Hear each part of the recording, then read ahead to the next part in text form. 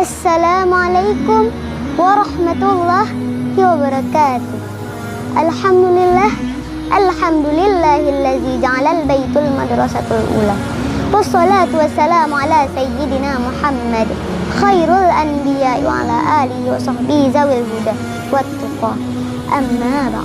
Hadirin sahabat da'i milenial dimanapun Anda berada, tergugah hati untuk menyampaikan sebuah syarahan Qur'ani dengan judul Peran Keluarga dalam Membentuk Generasi yang Qur'ani, dengan rujukan Al-Quran Surah An-Nisa ayat 9. A'udzu billahi minasyaitonir rajim. Bismillahirrahmanirrahim.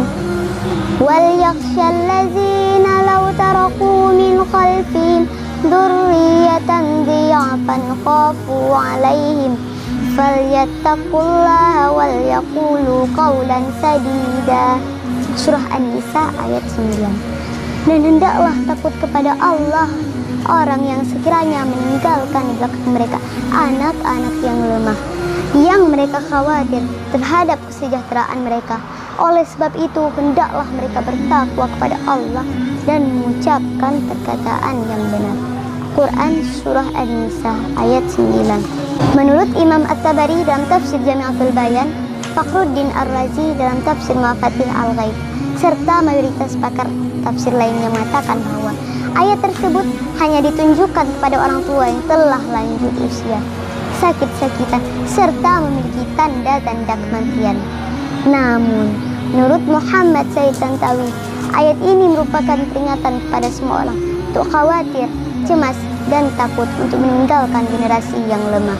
Lebih lanjut hadirin, pakar tafsir Indonesia berdarah Arab, Muhammad Quraisyihab, beliau mengatakan kalimat ja'afan yang bermakna lemah harta. Keluarga merupakan potret miniatur sekaligus cerminan dan tatanan sebuah masyarakat.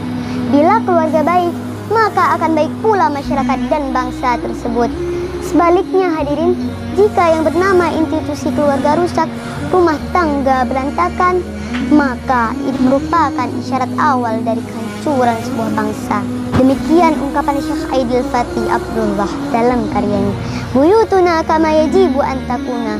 Ungkapan tersebut hadirin menggambarkan betapa pentingnya peran keluarga dalam membangun sebuah bangsa. Jika kita menginginkan bangsa yang baik, bangsa yang selalu berada dalam curahan Allah setiap saat, maka mulailah dengan membangun keluarga yang islami, rumah tangga yang Qur'ani, figur ayahanda yang bijak dan berwibawa, serta sosok ibunda yang lembut dan penyantun. Namun, seiring perkembangan zaman, dikala Facebook menjadi tempat curhat, WA menjadi sahabat dekat, BBM melekat di dada, semua itu pengaruh dunia barat. Maka tidak heran lagi hadirin jika saat ini semua orang selfie. Hadirin sahabat milenial yang dirahmati Allah, keluarga tidak lagi dibangun atas dasar cinta dan iman, akan tetapi dilandasi nafsu dan kepalsuan.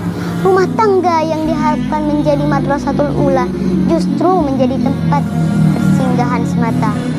Oleh sebab itu, tidak mengherankan bila sekarang banyak rumah tangga yang menjadi produsen generasi perampok, jadi pabrik generasi penjilat, dan dari rumah tangga itulah lahirnya para koruptor serta sampah masyarakat yang pada akhirnya akan meruntuhkan istana bangsa.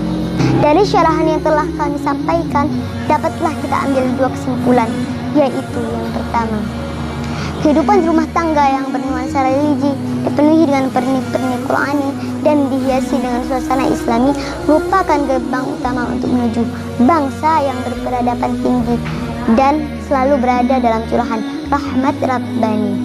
Yang kedua, keluarga merupakan benteng utama umat Islam.